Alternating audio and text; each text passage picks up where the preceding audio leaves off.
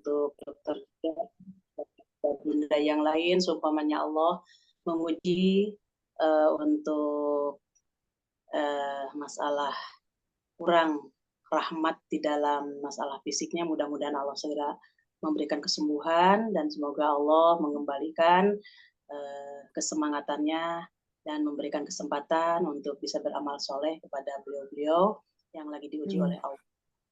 Mudah-mudahan malam ini doa kita dikabulkan, khususnya untuk bekerja dan umumnya untuk rekan-rekan kita semuanya, sahabat kita dan saudara seiman kita, juga mungkin ada keluarga yang lagi sakit, mudah-mudahan Allah segera menyembuhkannya.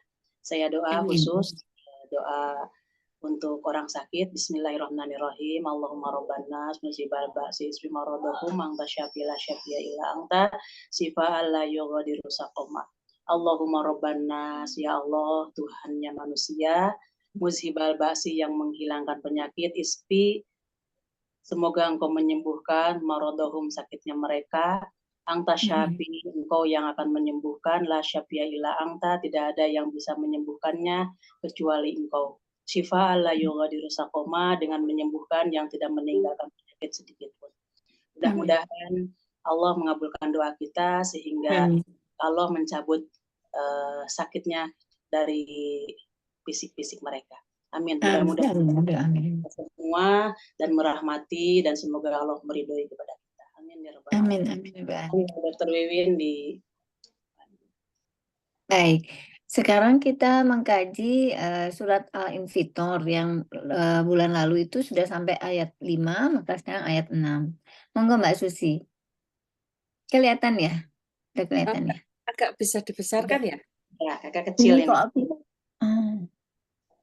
Sebentar ya. Kok susah saya besarin ini? Nggak ngerti caranya. Websitenya yang titik kanan atas itu. Nah itu oh ini. Nah itu. Ya bisa? Ya. Cukup? Ya. Ayat berapa? 5. Ayat 6. Tar. Ya. 6. Ya. Bismillahirrahmanirrahim. Wahai manusia, apakah yang telah memberdayakan kamu atau berbuat durhaka terhadap Tuhanmu yang Maha Pengasih? Paham, Bu Susi. Ini pertanyaan ini kepada siapa, Ustadzah, dan disampaikan oleh dalam situasi apa gitu? A'udzubillahi minasyaitonirrajim. Ya ayyuhal insanu, wahai manusia, tanpa kecuali ditunjukkan khitabnya atau konotasinya kepada semua manusia, baik yang Islam ataupun yang tidak Islam. Jadi yang merasa dirinya manusia maka dipanggil oleh Allah. Ya ayyuhal insanu, wahai manusia, maghorroka, apa yang menyebabkan melalaikan kepadamu, apa yang menyebabkan memperdayakan dirimu birobbika terhadap Tuhanmu, Al-Karim yang Maha Mulia. Artinya bahwa kenapa kamu tidak mau tunduk patuh taat kepada Allah, disebabkan apa gitu. Apa yang memperdayakan kamu, apa yang memalingkan kamu dari ketaatan kepada Allah, dari iman kepada Allah. Ditegur itu. Tapi alhamdulillah ya kita sebagai hamba Allah yang insya Allah kita sudah berada di atas Islam dan mudah-mudahan kita pun berada di atas iman yang ada dalam bimbingan Allah sehingga alhamdulillah sampai saat ini kita berada di atas ketaatan. Artinya apa? Ketika Allah memerintahkan sholat yang 5 waktu, alhamdulillah kita melaksanakannya. Apabila Allah memerintahkan apa, kita selalu ingin melaksanakannya, insya Allah. Dan apabila Allah melarang kepada kita, insya Allah kita akan menjauhi. Berusaha. Dari waktu ke waktu kita berusaha. Maka insya Allah kita dalam artian maghoroka di sini, apa yang memperdayakan kamu, alhamdulillah ya Allah, bahwa kami ini berusaha untuk terhindar dari perdayaan segala sesuatu yang memicu kepada pemalingan dari Allah. Monggo Bu Susi, bagaimana? Ya, Ustadzah, ini mungkin sedikit apa yang saya rasakan atau yang saya lihat ya Ustadzah. Jadi orang-orang yang merasa tidak dikasihi Allah ini cenderung untuk melawan. Contohnya begini, jadi saya pernah bukan menasihati, menyarankan seseorang itu ya dia suaminya pengangguran, dia juga kerjanya harian, jadi artinya hidupnya akan sengsara, Ustazah.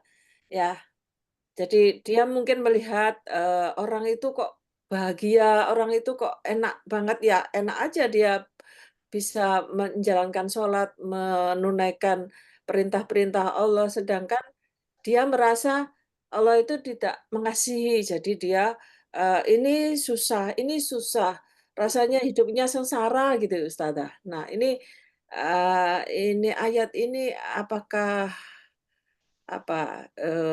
maknanya itu kita, memahami betul bahwa Allah itu adalah Maha Kasih, jadi mengasihi kita semua sehingga merasa dia akan, tidak durhaka atau, tidak melawan perintah Allah, begitu Ustazah, gimana? Boleh jadi golongan orang-orang yang disebutkan Bu Susi itu mereka tidak paham tentang agama. Artinya keilmuan syariat Islamnya itu dia tidak paham. Dan boleh jadi dia tidak ingin mencari paham. Sehingga apa yang ditakdirkan oleh Allah seolah-olah menuduh Allah itu pilih kasih. Kok orang lain begini dan begitu sedangkan Iya, kami atau saya secara pribadi begini gitu. iya, Nah, tapi insya Allah kalau orang yang paham tentang agama, pasti dia itu akan memiliki sifat qanaah. Artinya menerima apa yang diberikan oleh Allah. Ya Allah, alhamdulillah dengan adanya rezeki yang kau berikan seperti ini, alhamdulillah ya Allah, saya masih bisa untuk melaksanakan sholatnya, zakatnya sesuai dengan kemampuan saya, kemudian puasa Ramadannya.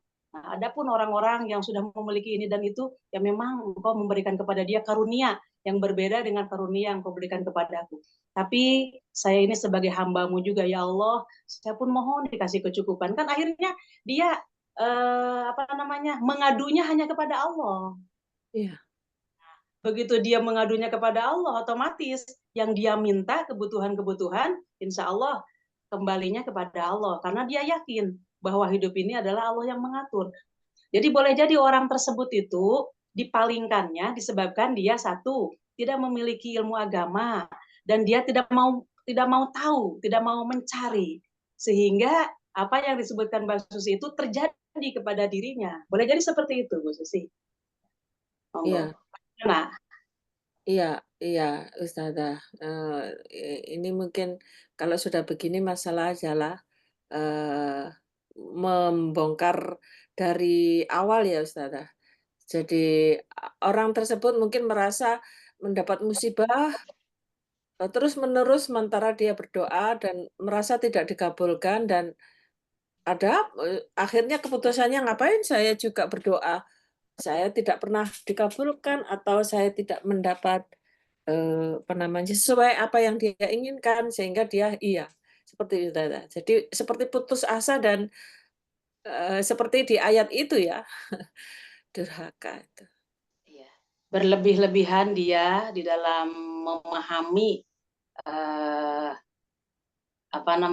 penciptanya, suudon terlalu besar sehingga dia tidak bisa bersyukur apa yang telah Allah berikan kepada dirinya. Boleh jadi seperti itu juga. Karena kenapa itu terjadi? Boleh jadi dia jauh dari memahami syariat Islam. Itu Bu Susi. Tetap kembalinya ke dalam masalah tolab ilmi. Insya Allah seperti itu. Dan yang kedua, kenapa orang itu terjadi di hatinya keras untuk tidak mau mencari masalah hidayah dari Allah, artinya menjemput hidayah dari Allah, padahal dia boleh jadi mungkin sudah berada di posisi Islam, akan tetapi dia tidak memperkuat keislamannya. Sedangkan memperkuat keislamannya itu dengan meningkatkan ilmu agama, sehingga dengan didampingi ilmu agama dia paham arti kehidupan. Insya Allah seperti itu. Tapi kalau dia jauh, ya dia sendirilah milih kehidupan yang seperti itu. Saya kira seperti itu. Monggo, bagaimana? Ya. Monggo, Dokter Wiwin, bagaimana dok? Iya, Ustazah. Iya, setuju. Ya. Barusan saya nge-share sedikit, Dok. Oke, sebentar.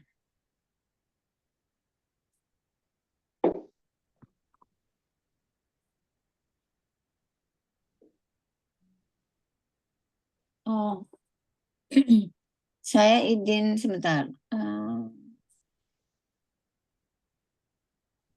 Izin stop share dulu ya. Nah, ini. Ya, monggo. Tapi ini. Bu Susi pakai laptop? Ya. Ya, Berarti kalau saya WA ke jenengan bisa buka HP langsung ya? bisa, bisa. Ya, nggak apa-apa, ini lagi diproses, Dr. Ya. Wiwin. Ini soalnya internet saya nggak stabil, jadi sempat hilang-hilang. Oh iya, saya kirim ulang ke Bu Susi.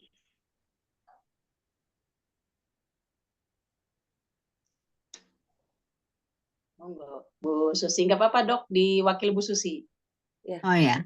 bacanya, silahkan. Sebentar saya susun ke atas, saya share.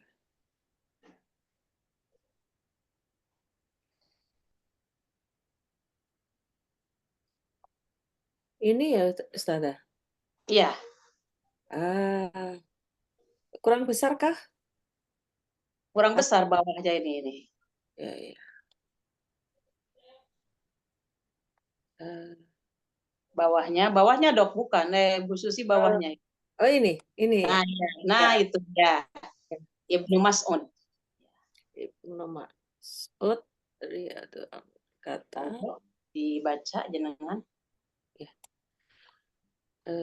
Sesungguhnya Allah memberi dunia pada orang-orang yang Allah cinta maupun tidak. Iman hanya diberikan kepada orang yang Allah cinta. Ini semua makhluk bisa mendapatkan Recording in progress.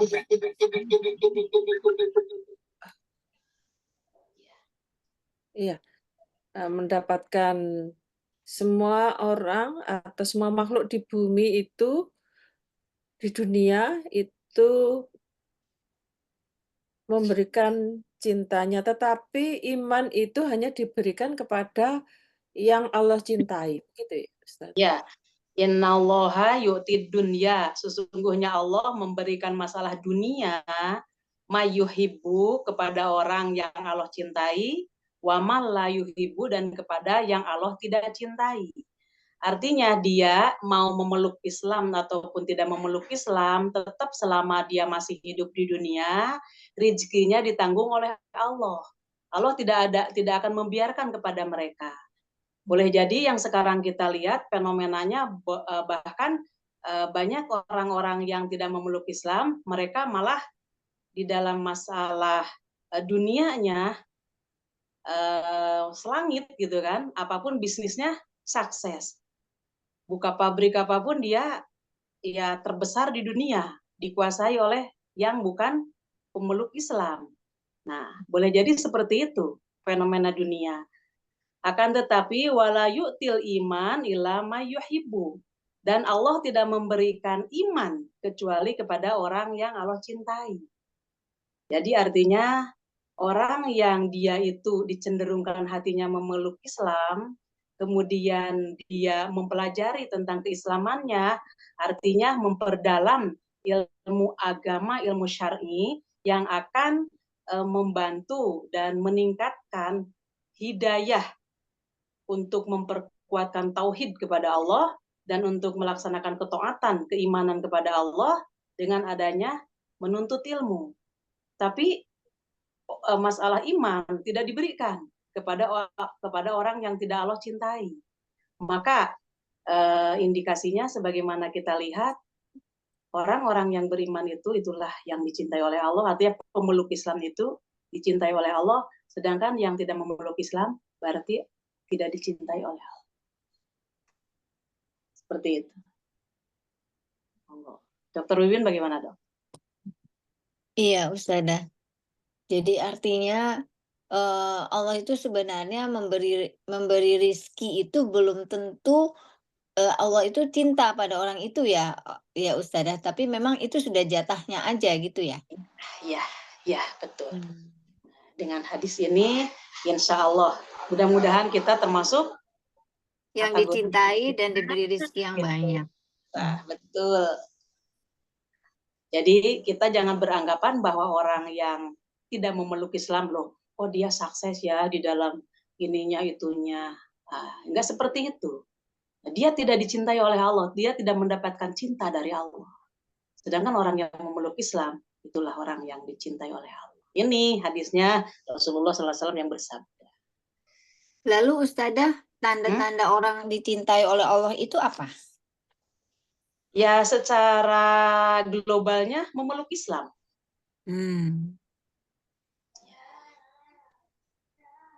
Jadi kalau kita Kemudian dia berusaha supaya keislamannya itu betul-betul berada di dalam Shirathul Mustaqim, pasti dia akan mempelajari, menuntut ilmu.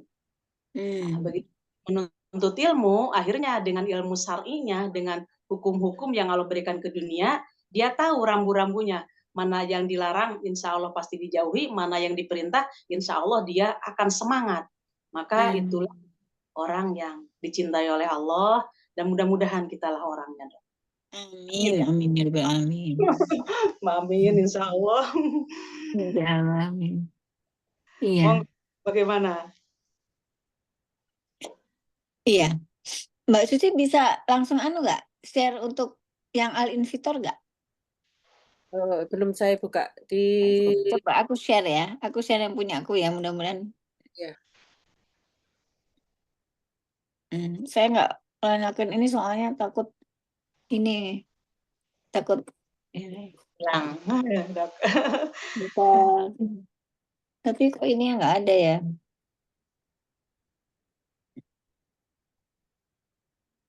Ya, apa sudah bisa kelihatan? Terlalu kecil ya? Ya, sudah. Sudah kelihatan. Sudah kelihatan? Nggak kecil ya? Ya, cukup ya. Baik. Iya, Ari silakan Ari ya, Ri. Ya, maaf. A'udzubillahi minasyaitonirrajim.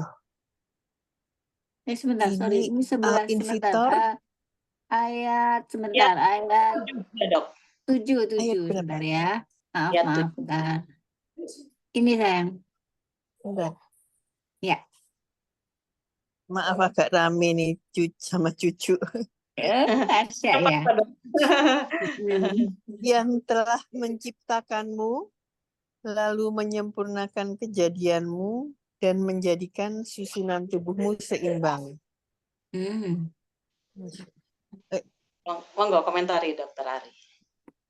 Jadi Allah itu menciptakan makhluk. Ini maksudnya menyempurnakan kejadianmu ini kepada Nabi Muhammad itu maksudnya, atau kepada seluruh manusia makhluk? Ya, hitobnya pertamanya kepada Nabi Muhammad, akan tetapi maknanya kepada seluruh manusia. Menciptakanmu lalu menyempurnakan kejadianmu, menjadikan susunan tubuhmu seimbang. Ya, yang terbaik ya Allah itu dalam menciptakan manusia. Betul. Gitu, Ustazah. Iya, betul, Dok. Kalau dianukan dengan ini ya, dengan yang sebelumnya ya. Ya, teguran dari Allah. Allazi khalaqaka fasawwaka fa'adala. Dialah Allah yang menciptakan kamu dan memberikan keseimbangan kepada kamu. Artinya bentuk yang paling baik Allah ciptakan adalah manusia, yaitu kita. Dibandingkan dengan makhluk yang lain yang Allah ciptakan, tetap kita ini lebih ahsani takwim, artinya bentuk kita ini paling bagus, paling seimbang, mata di depan, hidung di depan, kemudian untuk makan pun ada di depan, ada di atas, kemudian mohon maaf, untuk membuang kotoran ada di bawah, dan semuanya itu tertutup. Kalau umpamanya kita lihat binatang seperti kambing, seperti itu kan, Nah, jadi insya Allah, maka Allah menegur kepada kita, oh kenapa kamu tidak mau beriman? Apa yang memperdayakan kamu? Padahal aku sudah menciptakan kamu dalam bentuk yang baik, seimbang, kemudian kamu bisa melangkah dengan begitu gagahnya, tegaknya, dibandingkan dengan kerakan jauh sekali. Oh kenapa gitu kan? Itu teguran Allah kepada manusia untuk supaya manusia itu tidak lalai menyembah Allah. Tapi kebanyakan manusia tidak sesuai dengan yang disebutkan di dalam ayat 7 ini. Itu dok, seperti itu. Sebagaimana saya sudah sampaikan juga ke Bu Susi, mau nggak dibaca lagi lengkapnya hadis-hadisnya? Oh, Mau nggak Bu Susi? Ya, apa? hadis. Saya stop share dulu ya. Oh, sebentar. Oh, di itu ya, Ustazah. Di HP, di WA saya, ya. Iya.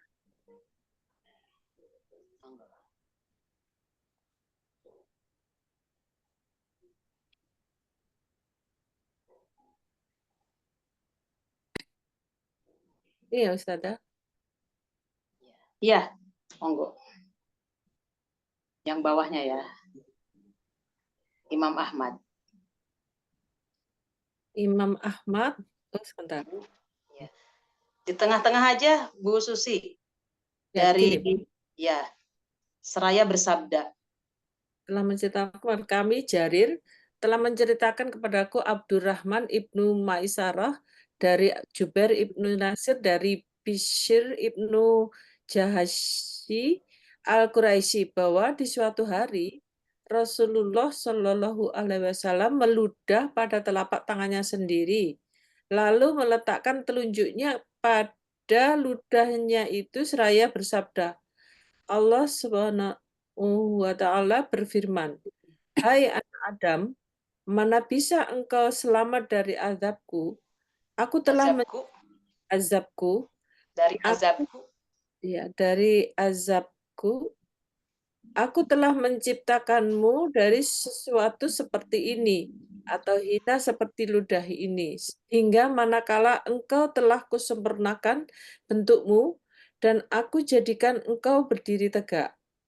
Lalu engkau dapat berjalan dengan mengenakan sepasang kain burdahmu. Sedangkan di bumi engkau telah mempunyai tempat kuburan. Kemudian kamu menghimpun harta benda dan enggan memberinya hingga manakala roh sampai di tenggorokanmu, baru kamu katakan, aku akan bersedekah. Maka di manakah masa untuk bersedekah saat itu? Ini maksudnya menghimpun harta benda dan enggan memberinya. Maksudnya memberikan kepada bersedekah gitu ya, Ustaz? Ya, yang berhak menerima. Saya jelaskan dalam hal ini bahwa Rasulullah SAW meludah di tangannya, kemudian menunjukin tangannya ke ludah tersebut. Sambil beliau bersabda bahwa sesungguhnya Allah Subhanahu wa Ta'ala berfirman. Nah, Ibnu Adam anak tu'jizuni wahai anak Adam, aku telah menciptakanmu dari sesuatu seperti ini. Maksudnya seperti ini itu kan ludah dari air mani. Aku ini menciptakan seperti pertamanya dari ini gitu, dari air mani yang diserupakan dengan ludah karena dikiaskan dengan ludah. Kenapa? Karena sama cairnya. Maka setelah aku ciptakan kamu dari setetes air ini, hingga manakala engkau telah kusempurnakan bentukmu, ya seperti yang kita sekarang ini telah sempurna, dan aku jadikan engkau berdiri tegak, ya seperti kita rasakan, lalu engkau dapat berjalan dengan mengenakan sepasang kain burdahmu. Artinya kita bisa melaksanakan berbusana yang sopan, dan ketika kita memakai busana, maka tambahlah gagah kita, tambahlah keindahan body kita. Nah, siapa yang menjadikan itu semua? Lalu engkau dapat berjalan dengan mengenakan sepasang kain burdah tersebut. Sedangkan di bumi engkau telah mempunyai tempat kuburan. Artinya segagah apapun, seindah apapun, kamu pasti akan kembali ke dalam tanah yang kamu injak itu. Kemudian kamu menghimpun harta benda dengan enggan memberinya. Nah, selama manusia itu hidup di dunia, mereka itu kan, mohon maaf, dihabiskan waktunya itu hanya untuk mencari dunia, mengumpulkan dunia. Sehingga banyak orang yang ketika dia kerja lupa akan sholat, lupa akan puasa. Memang boleh jadi bukan lupa, tapi sengaja dilupakan. Sehingga ketika dia mencari dunia, lalailah di dalam mengingat Allah. Maka itulah yang dikatakan goroka, yang memperdayakan kamu. Artinya manusia itu diperdayakan dengan dunia. Maka ditegur oleh Allah, kamu asalnya kan dari air mani. Sehingga Allah memberikan bentuk sebagus ini, sehingga kamu mampu untuk melangkahkan kaki, untuk mencari dunia. Nah, itu semua dari siapa? Kamu bisanya kerja dari siapa? Kamu dikasih sehat oleh Allah, dijadikan sehat seperti yang kamu rasakan itu, dipakai apa? Maka ketika kamu sehat, kamu gunakan untuk mencari dunia, sedangkan dunia setelah kamu dapati, kok enggan kamu untuk mengeluarkan zakatnya. Sampai seperti itu. Allah memperingatkan kepada kita. Nah, sedangkan kamu nanti walaupun setegak itu, walaupun sesehat itu, ujung-ujungnya kamu mempunyai tempat kuburan. Artinya kamu akan masuk ke dalam kuburan.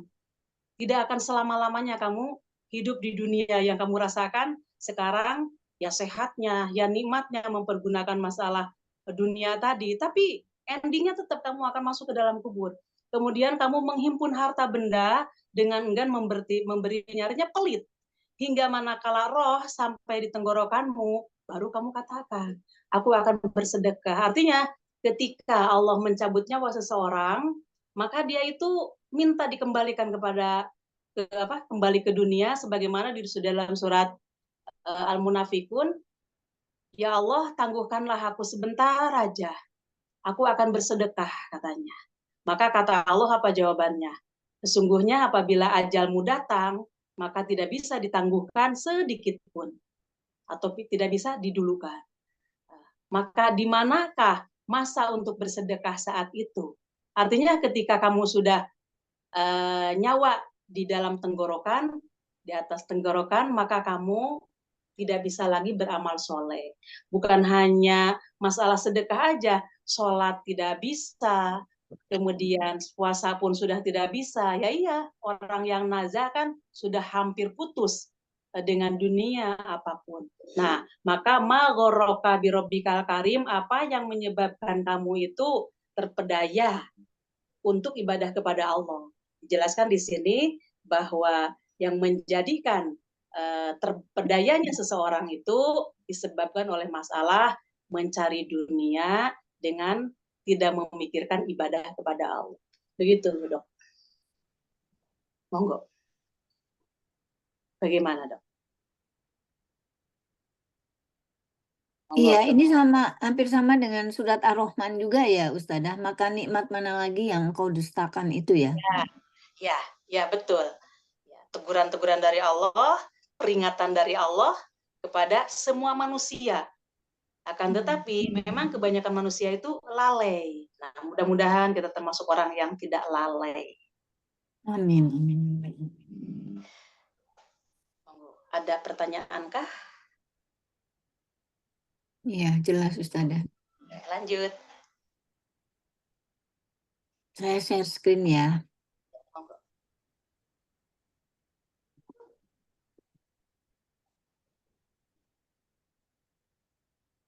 Sudah kelihatan ya?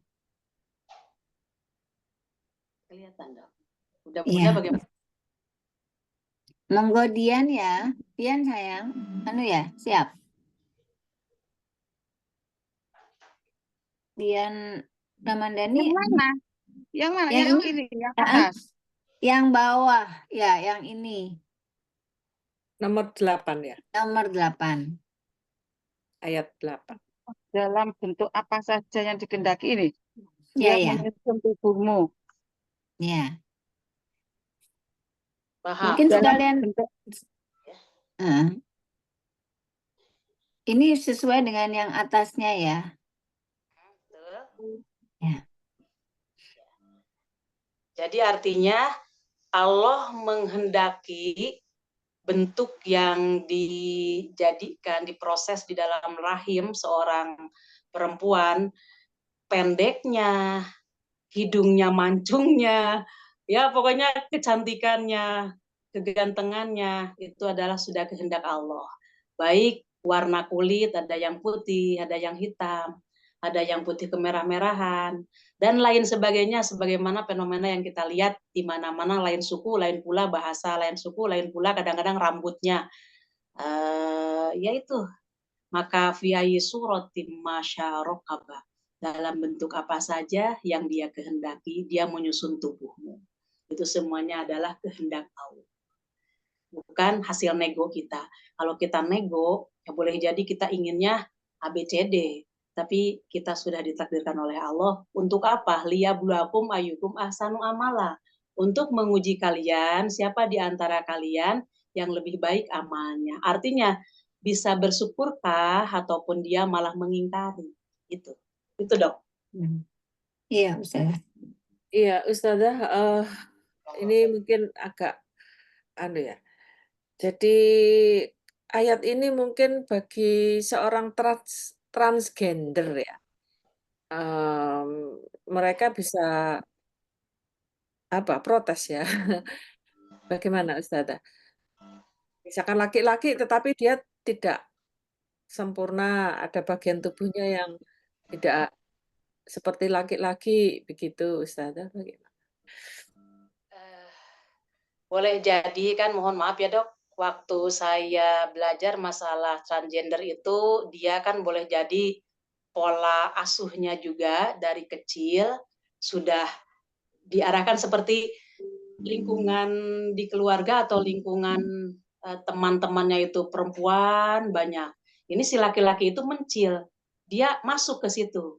Maka dari situ kan dia pola pikirnya niru-niru perempuan, masak-masakan dan lain sebagainya. Begitu pula mungkin tomboynya seorang perempuan karena dia hidup di lingkungan para laki-laki yang memang Allah memberikan memberikan kelebihan antara laki-laki dengan perempuan kan, kodratnya sudah masing-masing diberikan oleh Allah. Bagaimana seperti itu? Nah, insya Allah sebenarnya hal seperti itu bisa dia terarah dengan adanya dia mempelajari Al-Quran dan Sunnah. Jadi dia itu keinginan-keinginan, mohon maaf, seorang laki-laki kok saya ini kan cenderung senangnya ini, seperti yang dilakukan oleh perempuan, ya boleh. Seperti dia itu masak nggak masalah. Tapi jangan sampai dia itu merubah-merubah di dalam masalah wajah. Sudah dia sifatnya perempuan, padahal dia jenis kelamin laki-laki. Tapi malah justru mempercantik muka gitu. Rambutnya dipanjangkan, bulu matanya dijentik-jentik dan lain sebagainya, malah dirawat gitu. Nah, insya Allah kalau dia itu paham agama, malah dia itu banyak sep-sep itu yang dia itu laki-laki tulen gitu, laki-laki betul-betul, bukan hanya yang sebagaimana banci-bancian itu, tidak seperti itu gitu. Insya Allah seperti itu mungkin Bu Susi.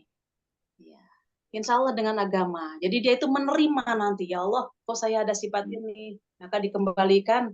Allah itu menciptakan manusia itu sudah sempurna. Pasti ada yang dikehendaki dari susunan tubuh yang ada gitu ya Ustazah, maksudnya begitu, menerima apa saja yang diberikan oleh Allah gitu. Karena semua itu dikehendaki Allah gitu. Backgroundnya juga kan itu mempengaruhi kan. Sangat besar gitu pengaruhnya dia. Nah, pola asuhnya itu. Monggo, Dokter Wiwin, monggo dikomentari bagaimana, Dok? Iya, jadi itu memang ada ya kelainan jiwa ya, termasuk kelainan jiwa ya Ustazah. Ya. Dari segi medis itu gimana, Dok? Itu masih kontroversial Ustazah, masih kontroversial sekali. Iya. Kalau mempelajari agama, insya Allah itu akan terselesaikan. Karena dia itu kan qanaah, bahkan mohon maaf, seorang hakim, dia itu gayanya gaya perempuan, tapi dia tidak menunjukkan tidak memelihara sifat keperempuannya itu tidak memelihara. Cuma di dalam berbicara, di dalam memutuskan, tapi tetap ada gaya-gaya kalau kita melihat kok itu ya kayak laki-laki kok kayak perempuan ya gayanya, suka seperti itu. Tapi karena dia itu tidak dipelihara masalah sifat perempuannya, mungkin seperti itu. Akhirnya ya dia biasa-biasa aja gitu. Memang gaya seperti laki-laki, cuma begitu giliran bicara kok ada aneh sedikit gitu. Ya memang itulah Dok. Realitanya seperti itu. Monggo, bagaimana? Ya betul. Jadi didikan dan lingkungan itu juga memperkuat itu. Ya makanya sebenarnya kalau misalnya di lingkungan kita ada yang seperti itu, kita tidak boleh mengolok-olok atau ini, tapi justru membantu dia agar kembali ke fitrahnya begitu ya Ustazah. Bukan malah mendorong dia jadi makin menjadi kan. Malah sekarang ini mohon maaf ya Dok, yang laki-laki yang normal dia itu malah merubah gaya ya, merubah gaya ke perempuan-perempuanan. Itu di Kemudian komedi. ya, merawat mukanya juga dia malah memakai make up. Astagfirullah. Kata saya melihat orang ini, mohon maaf itu saya ya biasanya itu adanya di artis dan memang saya lihat itu artis. Pertama waktu dia masih remajanya itu gantengnya, menariknya minta ampun. Tapi kok lama-kelamaan dia gayanya perempuan, sudah alisnya didesain perempuan, pakai lipstik, lain sebagainya. Subhanallah, kata saya, eman gitu. Kalau menurut saya itu eman. Ada kan Dok, seperti itu, nampak jelas ya. Iya. Sekarang dia. Ya, ada.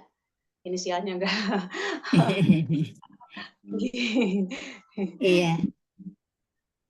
Monggo, lanjut Dok. Baik. Selanjutnya, coba Mbak Indri ya, Mbak Indri, monggo. Apakah? Ya, silakan sayang. Ya, Assalamualaikum. Waalaikumsalam warahmatullahi wabarakatuh. Ayat 9 ya sayang. Oh ya. Bismillahirrahmanirrahim. Sekali-kali jangan begitu. Bahkan kamu mendustakan hari pembalasan. Yang 10 juga. Enggak, satu aja dulu. Ya, dikomentari monggo Bu Indri. Sekali-kali jangan bahkan kamu mendustakan hari pembalasan. Ini menurut saya atas tentunya dengan atas ya dalam bentuk apa saja yang dia mau. Jadi maksud kamu mendustakan hari pembalasan. Jadi nanti kita akan ketemu dengan yang namanya hari pembalasan ya saja ya. Jadi kita harus sesuai fitrah kita. Kalau seandainya kita sudah diberi anugerah dari Allah yang sempurna ini, kita harus merawat, harus sesuai fitrah ya Ustazah deh. Ya. Nanti akan ada hari pembalasan yang semua pertanggungjawabannya apa yang kita lakukan itu akan di hari pembalasan itu. Nggih. Ya perjelas sedikit, kalau bukan hanya demikian, artinya sekali-kali tidak. Bal tukazibuna bidin, akan tetapi kalian mendustakan hari pembalasan. Jadi yang menjadikan kamu diperdaya oleh dunia, kamu tidak yakin akan adanya hari kebangkitan. Sehingga karena kamu tidak yakin akan hari kebangkitan, ketika dia berada di dunia, dihabiskan tenaganya untuk mencari kesenangan dunia. Sehingga tidak ada waktu untuk mengingat Allah. Kenapa tidak ada waktu untuk mengingat Allah? Karena dia tidak yakin, tidak percaya adanya hari kebangkitan. Karena kalau setelah mati, ya saya mati aja. Nah, jadi tidak ada perasaan bahwa amalan-amalan yang dia lakukan itu akan diminta pertanggungjawaban. Karena kenapa? Karena kan otomatis begitu dia tidak yakin adanya hari kebangkitan, kan dia tidak memperhitungkan amalan. Nah, tapi kalau dia yakin bahwa setelah mati ini akan ada kebangkitan, pasti dia memiliki rasa nanti kalau saya sudah dibangkitkan, pasti saya ini akan ditanya oleh Allah. Maka setelah orang itu berpikir akan ada pertanyaan dari Allah, maka dia harus mempersiapkan jawaban-jawaban dari pertanyaan yang akan disampaikan oleh Allah kepada kita gitu. Jadi karena dia ini tidak yakin, dan yang menyebabkan tidak yakin itu apa? Bal tukadzibuna biddin, karena mereka itu tidak yakin akan adanya hari pembalasan. Tidak yakin akan adanya hari kebangkitan. Makanya semaunya aja dia berlaku yang dia inginkan di dunia. Waktunya dia memiliki harta yang banyak, ya dipergunakan sesuai dengan kemampuan dia. Ya saya mau mencari perempuan yang model manapun, yang sebagaimanapun, ya saya punya uang gitu. Kemudian saya mau melakukan ini dan itu pun uang saya banyak. Insya Allah. Mudah-mudahan seperti itu yang saya jelaskan. Bagaimana, Dok? Ya, udah jelas. Ya. Monggo, Dr. Wiwin, gimana, Dok? Iya, Ustazah. Artinya dari yang atas-atas tadi itu ya Ustazah, kita kalau kita mengingkari semua nikmat Allah itu berarti kita mendustakan hari pembalasan ini ya Ustazah. Betul. Gak yakin. Nggak yakin. Baik, selanjutnya dilanjutkan ya Ustazah. Ya, dilanjutkan. Baik. Sinta sayang udah sembuh kah? Coba ya Ya, dicoba silakan. Tante. Dan sesungguhnya bagi kamu ada malaikat-malaikat yang mengawasi pekerjaanmu. Dok. Ya, jadi apapun yang kita lakukan itu ada malaikat yang akan mencatat baik perbuatan kita yang baik maupun yang buruk. Jadi kita tidak bisa lepas dari apapun amalan kita. Pasti semuanya akan tercatat karena ada yang mengawasi. Betul. Jadi ini peringatan bagi semua manusia, walaupun kamu tadi tidak yakin akan adanya hari kebangkitan, wa inna alaikum lahafizin, padahal sesungguhnya bagi kalian itu ada yang mengawasi. Jadi diperjelas lagi oleh Allah. Silahkan kamu mau berbuat apa selama kamu di dunia, akan tetapi aku memiliki malaikat yang mencatat amalan-amalan kamu. Walaupun kamu tidak punya keyakinan, bahkan kamu mendustakan, sama sekali saya kalau udah mati ya mati saja. Tetap hukum Allah itu berjalan, artinya dia pasti akan dibangkitkan. Maka setelah dibangkitkan ada laporan dari malaikat yang menunjukkan amalan-amalan selama dia di dunia. Nah, itu artinya diperingatkan oleh Allah supaya manusia itu jangan tetap berada di dalam keraguan-raguan bahwa setelah mati itu akan adanya kebangkitan. Itu, Dok. Monggo. Pak Dr. Wiwin bagaimana, Dok? Iya, jadi semua tercatat ada CCTV-nya ya, Ustazah. Iya, betul. Nah, dari sini kita kan akan waspada. Begitu kita membaca ini, subhanallah, walaupun saya kesendirian ini, saya tercatat. Mau saya ngomel sendiri, mau saya marah-marahin sendiri, begitu kita sudah keluar aja dari mulut kita, dasar orang ini gini, itu tercatat, terekam, dan itu akan ditunjukkan kepada kita. Masya Allah, mudah-mudahan Allah mengampuni kita ya. Amin, amin, amin. Kalau di dalam hati gimana Ustazah? Nah, kalau di dalam hati kan sudah dijelaskan di dalam Muslim jilid pertama bahwa ketika ada sesuatu yang terbesit di dalam hati, maka Allah tidak mencatatnya. Artinya ada di dalam pemaafan ya. Sebelum dia bertindak, maka ditahan dulu gitu. Kalamnya itu, catatannya ditahan. Ya itu, Dok. Allah tidak peduli kalimatnya di dalam Muslim itu. Maka apabila sesuatu niat yang belum terwujud masih di dalam hati, maka Allah tidak peduli. Seperti itu. Baik, mungkin selanjutnya tetap Dokter Sinta ya, karena kayaknya ayat 11 sama 12 sampai 12 ini masih berhubungan sama yang ayat 10 ya. Silakan sayang, Sinta. yang mulia di sisi Allah dan yang mencatat perbuatanmu, mereka mengetahui apa yang kamu kerjakan. Yang mulia maksudnya di sini malaikat, Ya, betul. malaikat yang mulia. Ya. Ya. Allah menyifati malaikat bahwa malaikat tersebut adalah dimuliakan oleh Allah dan dia akas sekali di dalam mencatat amal-amalan manusia itu. Dan tidak pernah capek, tidak pernah lalai. Satu kata pun yang diucapkan oleh manusia, satu tindakan pun yang dilakukan oleh manusia, maka malaikat selalu mencatatnya. Sampai seperti ini Allah menjelaskan supaya apa? Supaya manusia itu paham. Dan hati-hati ya Ustazah dalam berbuat, bertindak, berkata, bersikap. Iya, betul. Betul, Dok. Makanya dokter kemarin mengatakan ya bahwa ketika masalah untuk prosesnya dengan silikon, maka dokter menjauhi ya dari itu. Tapi begitu dengan hal-hal yang berkaitan dengan organ itu, maka dokter siap gitu ya, Dok ya. Itu pun Iya. termasuk perhatian, Dok. Iya, hati-hati sekali. Iya. Monggo. Baik, kita lanjut nih. Ini sekarang saya. Sesungguhnya orang-orang yang berbakti benar-benar berada dalam surga yang penuh kenikmatan. Saya lanjut sekalian ya Ustazah. Ya, Dan lanjut. sesungguhnya orang-orang yang durhaka benar-benar berada dalam neraka. Ini maksudnya orang berbakti itu kepada Allah gitu ya Ustazah? Ya, orang yang berbuat baik kepada Allah artinya mentaati. Mentaati peraturan apa yang diperintahkan dilaksanakan, apa yang dilarang dia dijauhi. Ya itu. Maka Lafinaim berada di dalam sorga-sorganya Allah. Mudah-mudahan kita golongan ini ya, Dok.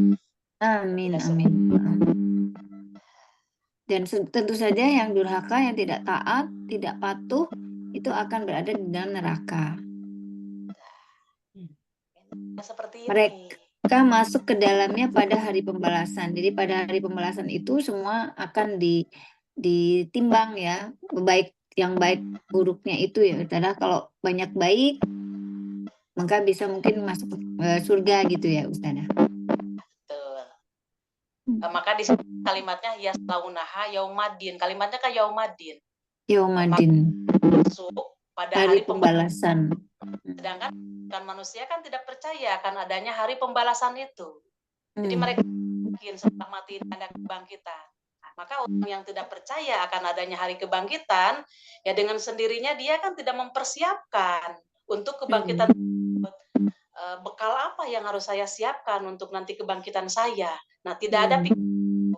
Maka oleh Allah yaslaunaha, mereka akan dimasukkan ke dalam neraka. Lanjut, Dok. Baik. Selanjutnya ada Bu Indri ya, bukan Mbak Indri yang tadi, ada Bu Indri.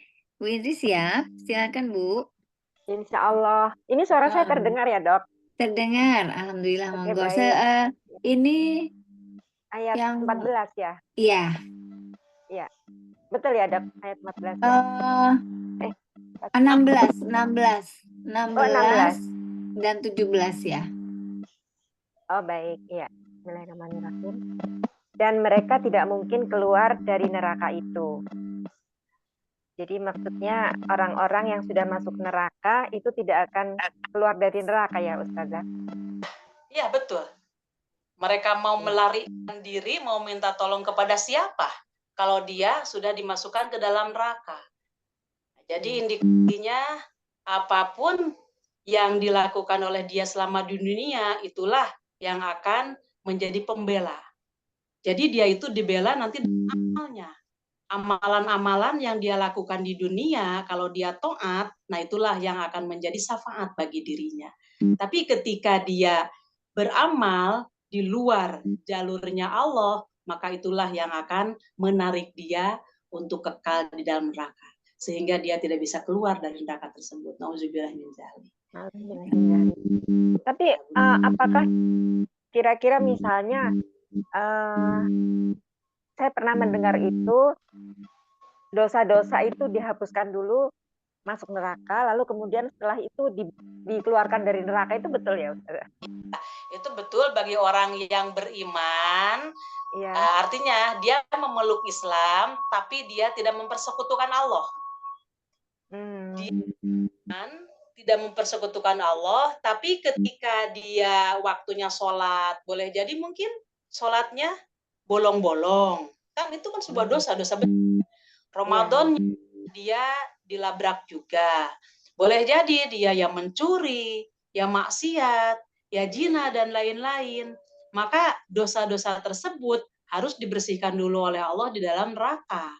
Maka karena dia berada di atas Islam, akan tetapi dia tidak melaksanakan kesyirikan, insya Allah dia akan ada pengentasan dari neraka.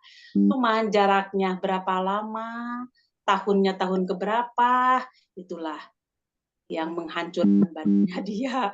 Akan tetapi menghancur, tetap dia tidak mati, tidak mengalami kematian lagi. Itu yang mudah-mudahan kita masuk surga tanpa hisab dan siksa. Amin. Amin, amin, amin, ya Rabbal Alamin. Lanjut 17 ya, Dok. Iya. Monggo. Iya. Dan tahukah kamu apakah hari pembalasan itu? Lanjut. Ini belum tuh Sekali pertanyaan. lagi, tahukah kamu apakah hari pembalasan itu? Yaitu pada hari ketika seseorang sama sekali tidak berdaya atau menolong orang lain, dan segala urusan pada hari itu dalam kekuasaan Allah. Jadi pada saat itulah kita hanya Allah lah yang akan menentukan segalanya ya Ustazah. Wa ma adraka ma yaumuddin. Nah, ini sampai masih dibahas tentang yaumuddin. Tahukah kamu apakah hari pembalasan itu? Kemudian summa ma adraka ma yaumuddin, kemudian tahukah kamu apa hari pembalasan itu? Sampai 2 kali ini. Sampai 2 kali ditanyakan oleh Allah supaya menjadi perhatian bagi manusia.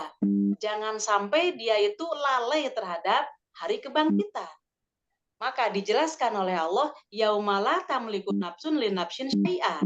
Maka pada hari itu siapapun, diri manapun tidak memiliki kekuatan sedikit pun. Wal amru yauma idzilillah, dan urusan pada hari itu semuanya milik Allah. Yang waktu orang-orang dia mengatakan ada Tuhan selain Allah, bahkan mereka selama di dunianya itu menyembah kepada selain Allah, semua yang disembah ketika nanti di hari pembalasan sudah tidak ada wujudnya. Boleh jadi mungkin wujudnya dibentuk lagi oleh Allah, akan tetapi ketika mereka memanggil sembahan-sembahan tersebut, tidak ada respon sedikit pun. Maka dikatakan oleh Allah, dijelaskan wal amru yauma idzilillah. Maka pada hari itu segala urusan adalah hanya milik Allah. Maka ketika Allah menguasai, siapapun tidak ada yang bisa bicara. Walaupun dia dimasukkan ke dalam neraka, saudara, sanak, kemudian sahabatnya, siapapun tidak bisa menolong. Maka ini merupakan peringatan bagi manusia bahwa tidak ada yang kuasa selain Allah pada hari itu. Maka seumpamanya dia itu lalai selama di dunia untuk menyembah Allah, maka merugilah dia di dalam akhirat. Begitu, Bunda. Bagaimana?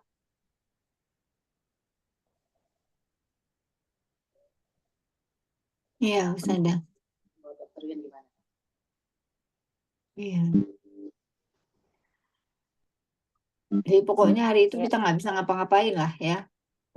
Semua udah kita lakukan di dunia. Di sana kita tinggal terima hasilnya gitu ya Ustazah. Hasilnya, betul. Menerima hasil. Yang waktu di dunianya itu abror tadi, baik, insya Allah dia akan mendapatkan hasil dari perbuatan baiknya. Dan waktu di dunia, ketika mereka melaksanakan maksiat, maka itulah balasan yang akan diterima oleh itu. Mudah-mudahan mengampuni segala kesalahan kita ketika di dunia. Amin, amin. Ustazah, Pahalanya. Oke, Bu Susi. Ustazah. Ya. Sedih banget ya dengar ini. Tidak berdaya menolong orang lain.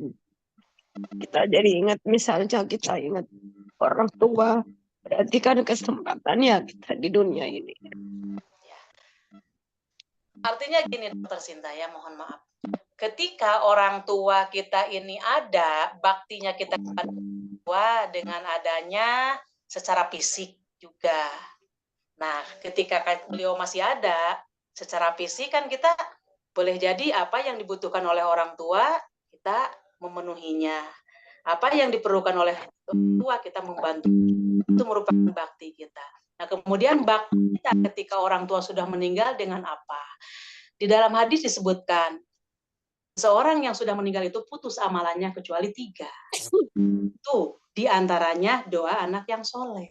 Maka walaupun si orang tua itu sudah tidak ada di dunia, kita berusaha, kita sebagai orang yang mukminah, kita sebagai orang yang beriman, masih ada kesempatan untuk berbakti kepada beliau. Dengan cara apa?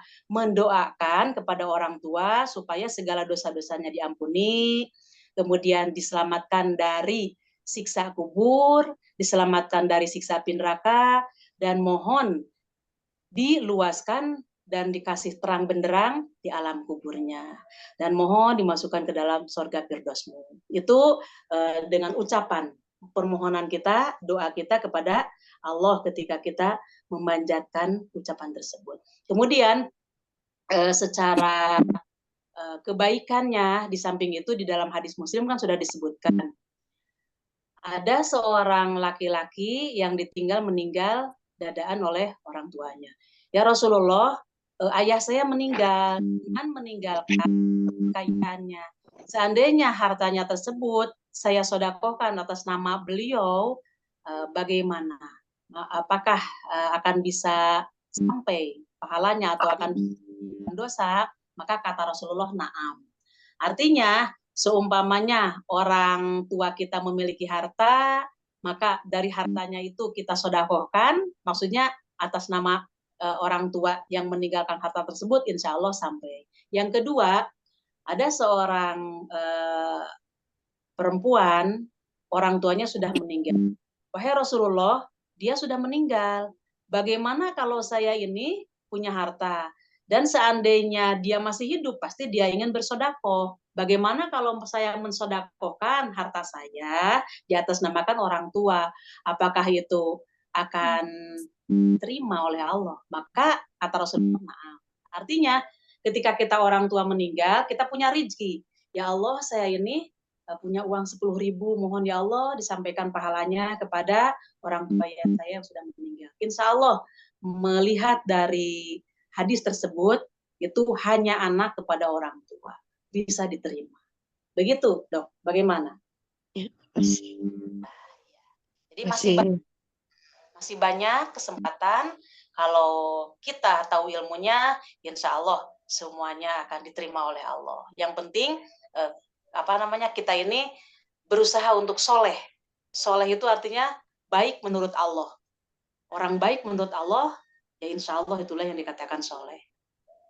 Kalau seorang perempuan, tandanya apa? Tidak meninggalkan sholat yang 5 waktu, kedua, dia menutup aurat. Di antaranya itu.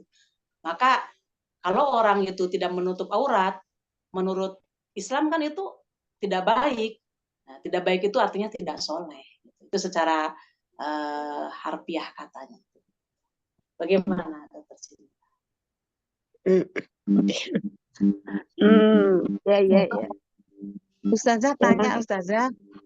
Ya, monggo, Ustazah, ya, itu kan tadi hanya anak yang misalkan mensedekahkan atas nama orang tua yang sampai. Kalau misalkan istri atau saudara mensedekahkan atas nama yang sudah meninggal gitu, nyampe nggak, Ustazah? Nah, Berdian mohon maaf, untuk suami kepada istri, istri kepada suami, orang tua kepada anak atau kepada saudara, saya belum menemukan dalilnya. Dalil secara leksikalnya itu kalimatnya itu. Jadi orang tua, anak kepada orang tua. Kalau selain itu saya tidak menemukan. Jadi ketika saya menjelaskan, saya tidak bisa mengkiaskan dalam hal itu karena itu sudah jelas gitu. Itu pun anak kepada orang tua. Bahkan ya, kalau anak kepada orang tua itu tidak diatasnamakan orang tua di dalam berbuat baik, insya Allah si orang tua itu akan mendapatkan pahala dari hasil usahanya.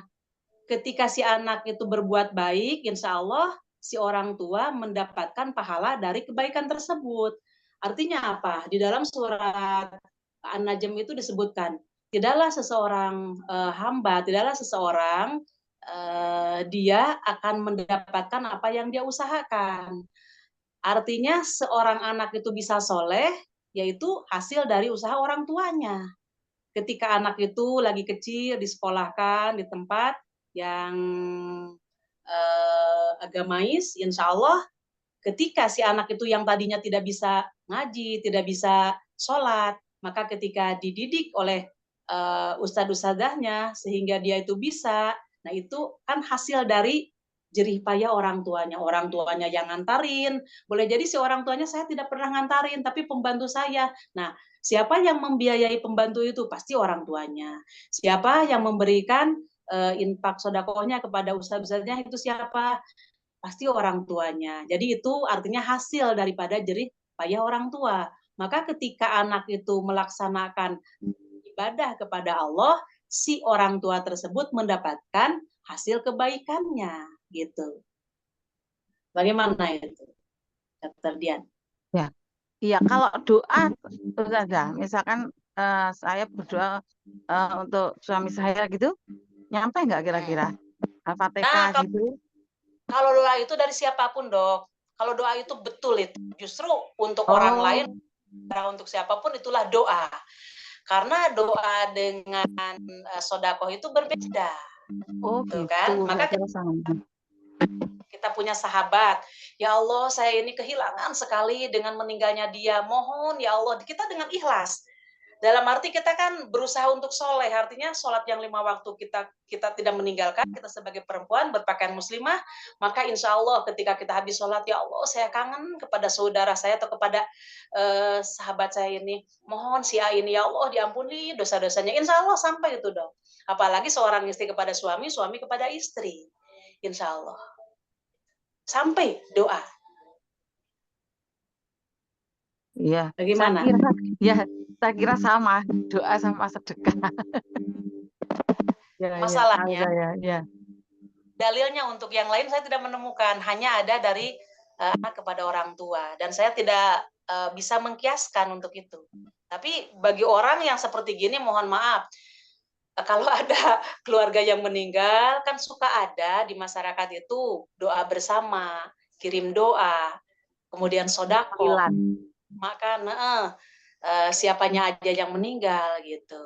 Nah, seolah-olah itu dikiaskan ke situ gitu. Hal yang itu sudah jelas gitu dari anak kepada orang tua. Nah, saya itu tidak sampai ke sana cara menjelaskannya, dan saya takut gitu. Takut ijtihad saya itu salah seperti itu. Karena apapun yang dilakukan oleh seseorang, maka itulah hasilnya akan didapatkan. Ya, begitu. Bagaimana, Dr. Dian? Ya, paham. Jadi ternyata beda doa sama sedekah. Kalau sedekah itu hanya anak ke orang tua, bukan istri ke suami. Terus ya, lagi mohon maaf, masalah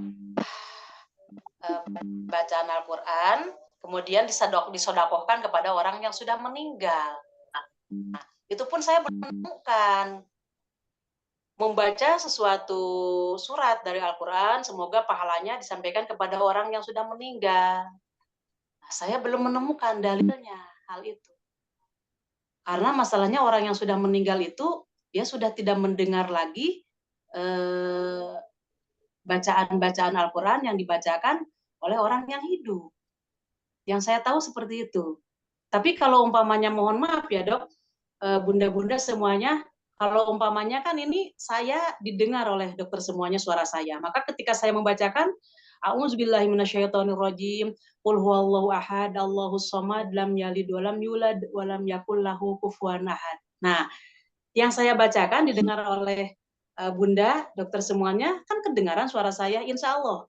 Yang saya bacakan tadi, saya mendapatkan pahala sepertiga Al-Quran, jenengan pun sama mendapatkan karena jenengan mendengar. Itulah bedanya Al-Quran dengan ayat-ayatnya, maksudnya dengan bacaan-bacaan lain.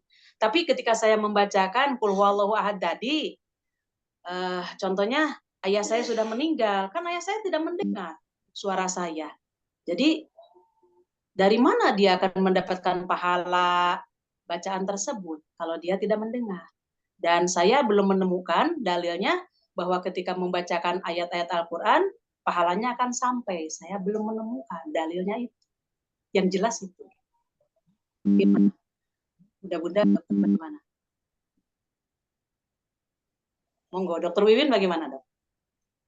Iya, Ustazah, ini yang banyak kita keliru ya. Kadang-kadang kan Al-Fatihah buat ibu bapak kita atau teman kita gitu ya. Berarti yang benar adalah kita berdoa ya, bukan membacakan ayat ya, Ustazah. Ya, betul. Kalau toh mau membaca Al-Fatihah, karena dengan membaca ayat apapun, itu akan menggugurkan dosa. Seperti gini ya, saya ini mau menggugurkan dosa saya dengan membaca surat Al-Fatihah. Itu insya Allah dosa-dosa kita akan gugur. Dan kita akan mendapatkan pahala dari 1 huruf 10. Maka setelah itu kita membaca surat lain An-Nas, Al-Falaq, supaya tambah dosa kita ini gugur. Setelah itu kita memanjatkan doa kepada Allah. Dengan angko yang telah Rasulullah tentukan doanya. Ada 3. 1, apabila kita memanjatkan doa, hendaklah memuji Allah. Kemudian yang kedua, Rasulullah bersabda, apabila kalian berdoa, hendaklah bersolawat dulu kepadaku, yaitu salawat. Yang ketiga, ada kalimat di dalam Al-Quran, yang apabila kamu membaca Asmaul Husna ini, maka Allah akan mengabulkan doa. 1, kalimat pertama, di dalam Bulughul Maram jelas sekali, Allahumma inni as'aluka bi anni ashhadu annaka antallahu la ilaha illa antal ahadus samad allazi lam yalid wa lam yulad wa lam yakul lahu kufuwan ahad. Yang kedua, Allahumma sholli ala Muhammad wa ala ali Muhammad kama shallaita ala Ibrahim. Nah, dilanjutkan boleh sampai di situ boleh. Kemudian yang ketiganya, Allahumma malikal mulki tutil mulka mang tasya'u wa tanzi'ul mulka mimman tasya'u wa tu'izzu man tasya'u wa tuzillu man tasya'u biadikal khair innaka ala kulli syai'in qadir. Nah, setelah 3 perangko tadi diucapkan, kita hajat apa sampaikan kepada Allah, kata Rasulullah, maka apa yang kamu minta Allah akan mengabulkannya, apabila kamu mohon ampun Allah akan mengampuninya, dan apabila kamu minta perlindungan kepada Allah, Allah akan melindungi. Itu Dokter Wiwin. Baik. Sudah hafalkah itu? Assalamualaikum Ustazah, mau tanya. Ya, monggo. Kalau misalnya jadi untuk sedekah untuk orang tua yang sudah meninggal, sebaiknya apa kita setiap kali kita mau sedekah, kita atasnamakan diri kita dan kedua orang tua gitu ya Ustazah. Dan pahalanya apa? Misalnya besarnya sama gitu. Misalnya kita sedekah wakaf Al-Quran gitu 100.000 gitu. Jadi pahala yang didapat tuh sama jumlahnya dengan yang untuk orang tua dan dengan yang kita sedekahkan untuk kita sendiri. Tanpa kita mengatakan, ya Allah saya bersedekah untuk saya dan untuk orang tua. Tanpa jenengan mengatakan untuk saya pun langsung, ya Allah saya ini bersedekah 10.000, mohon untuk orang tua pahalanya juga gitu. Insya Allah kita mendapatkan 100% pahala dan orang tua pun mendapatkan 100%. Dalam arti tidak mengurangi amalan kita dari mengatasnamakan kepada orang tua. Insya Allah semuanya sempurna. Betul seperti itu. Bunda. Baik, Ustazah. Jazakallahu khair. Dan umpamanya mohon maaf kalau ada masjid-masjid yang dibangun jenengan amal jariah di atas namakan orang tua. Insya Allah ketika orang tua, mungkin orang tua kita waktu hidup tidak sempat beramal jariah mungkin. Kalau toh umpamanya beliau waktu hidup sempat melaksanakan amal jariah, insya Allah amal jariahnya akan tambah. Maka ketika ada masjid, kita memiliki uang berapa saja, atau kita mau membelikan bahan-bahannya, semen dan lain sebagainya, maka di atas namakan orang tua. Insya Allah itu pun akan menjadi amal jariah selama hidup. Selama beliau menanti juga di dalam kuburnya, akan terus mengalir pahalanya. Dan ketika hari dibangkitkan, akan berwujud syafaat atau pembelaan bagi diri orang tua dan bagi anak yang melakukan itu. Begitu, Bunda. Monggo. Ya, jasakillah khair. Ustazah, jadi kasihan dong yang misalkan sebelum menikah meninggal atau yang nggak diberikan keturunan, nggak dapat doa, nanti nggak dapat kiriman doa. Soalnya kan doa orang tua ke anak nyampe nggak, Ustazah? Orang tua ya nyampe, kan diantaranya doa yang dikabulkan itu adalah orang tua kepada anaknya, satu. Yang kedua adalah orang kepada saudaranya yang jauh, artinya tidak berada di depan.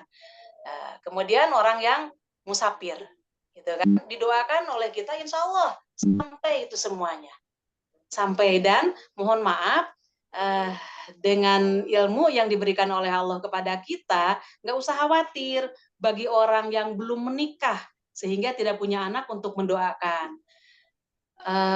Saya buka di, monggo jenengan kalau buka surat Ghafir ya, Dokter Wiwin monggo dibantu untuk membuka surat Ghafir, Dok. Surat keberapa? Surat Ghafir itu.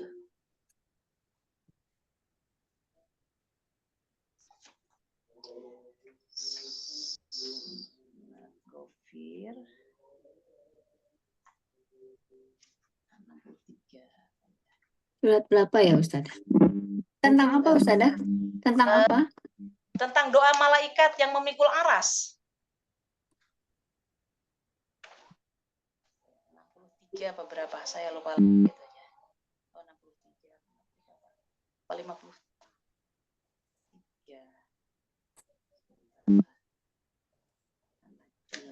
Saya lihat di daftar isi aja ini.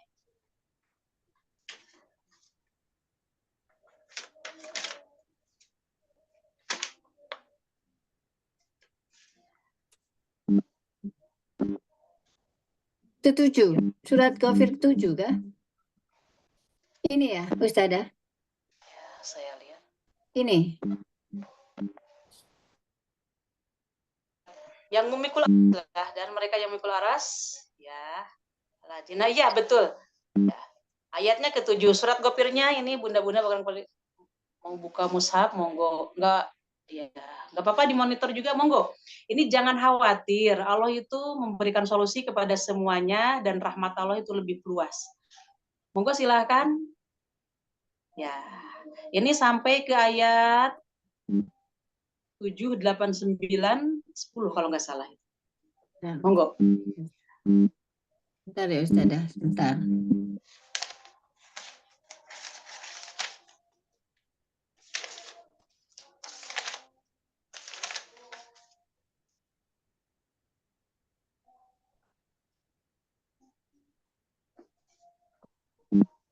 Oh, siapa yang baca?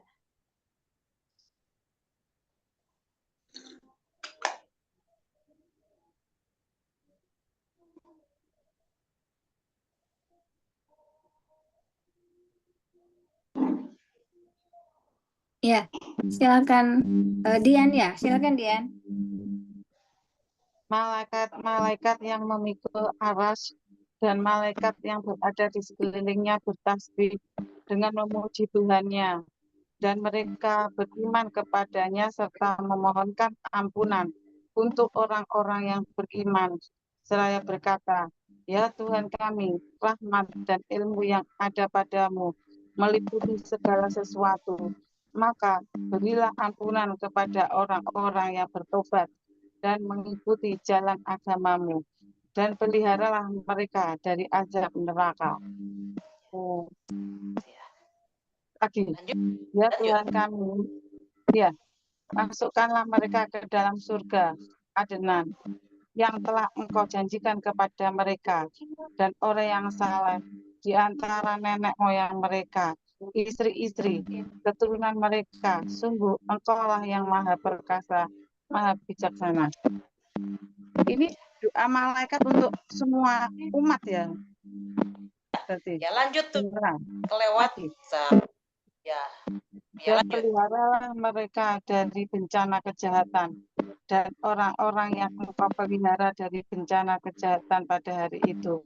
maka sungguh engkau telah menganugerahkan rahmat kepadanya. Dan demikian itulah kemenangan yang agung. Tadi Dokter Wiwin mohon di scroll lagi. Ya. Nah, Bunda perhatikan ya, ini berguna untuk semuanya, walaupun dia memiliki anak dan tidak memiliki anak, yang penting si orang tersebut itu beriman. Maka malaikat Aras, beliau ini mendoakan sambil bertasbih kepada Allah, memohonkan ampun kepada orang-orang yang beriman yang berada di dunia dan yang sudah meninggal. Jelas sekali, wahai Tuhan kami, ampunilah dosa-dosa orang yang dan orang yang mengikuti jalan-Mu. Nah, jadi orang-orang yang beriman semuanya mendapatkan doa dari malaikat. Itu tiap hari, tiap detik dilantunkan oleh malaikat itu untuk orang-orang yang beriman. Jadi kita sebagai hamba Allah berusaha untuk beriman. Walaupun kita, maksudnya mohon maaf, walaupun ada seorang yang dia itu belum nikah ataupun sudah nikah, tapi belum dikaruniai anak oleh Allah, tetap doa ini sampai kepada beliau. Nggak usah kecil hati. Itu satu. Dan lanjutkan kalimat doanya dari malaikat itu indah sekali, lebih lengkap. Nah, selanjutnya ini, wahai Tuhan kami, masukkanlah mereka ke dalam sorga dan jauhkanlah mereka dari siksa neraka. Sama seperti itu, dari anak cucu keturunannya, dari semuanya oleh Allah itu mohon didoakan oleh para malaikat. Sampai orang yang beriman yang masih hidup di dunia dikatakan oleh malaikat waqihim asayati, mohon peliharalah mereka dari perbuatan-perbuatan salahnya, dari perbuatan-perbuatan kejinya. Maka barang siapa yang diselamatkan oleh Allah dari perbuatan maksiat tersebut dan dia dimasukkan ke dalam sorga, maka itulah keberuntungan yang besar.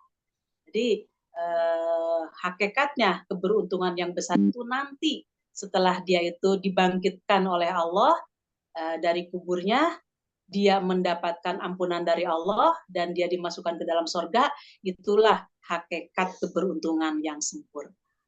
Kalau keberuntungan di dunia itu kan bagaimana sudut pandang seseorang terhadap orang tersebut. Oke, seperti itu, Dok. Nggak usah kecil hati.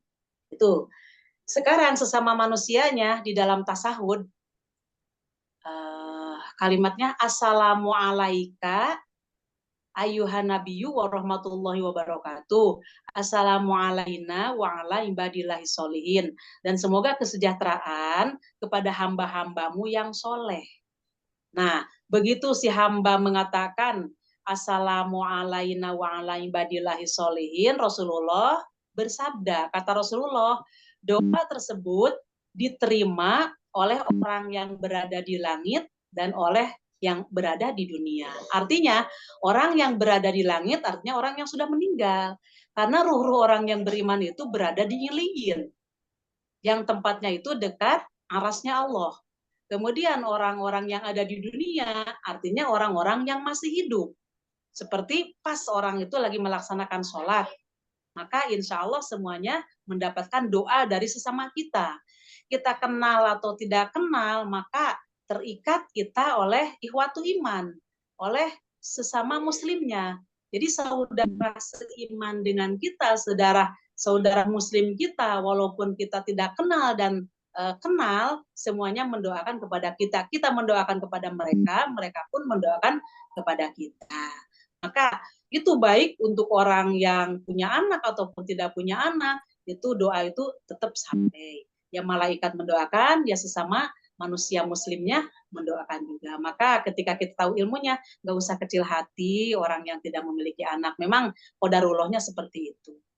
Ya, nggak usah berlebih-lebihan, kalau memang dia berusaha tetap dianjurkan. Tapi kalau umpamanya mencari jalan pintas yang itu di luar hal yang tidak dibolehkan, artinya mencari jalur yang haram, hukumnya itu tetap haram. Monggo, bagaimana Dokter Wiwin? Iya, Ustazah jelas ya. Jadi kalau nggak punya anak itu kan semua juga Allah yang menentukan ya. Jadi pasti Allah juga memberikan privilege atau apa namanya keluangan untuk mendapatkan rahmat gitu ya. Iya. Ya, betul, Dok. Ya, monggo. Bagaimana? Alhamdulillah. Iya, Ustazah, jelas. Ya. Bagaimana? Ada pertanyaan, Bunda-bunda? Ada yang belum jelas? Insya Allah jelas semuanya ya. Mudah-mudahan Insya Allah. memberikan taufik untuk bisa kita mengamalkan, dan mudah-mudahan Allah selalu memberikan istiqomah kepada kita untuk selalu kita beramal soleh selama kita memanfaatkan usia kita di dunia ini. Mudah-mudahan Allah berikan kepada kita karunia berbentuk materi, karunia berbentuk juga oleh Allah, hanya manfaat untuk kita dan untuk semua manusia, insya Allah. Amin, amin, amin. Ini ya, Dok? Iya, sudah jam 9, Ustazah. Terima kasih banyak.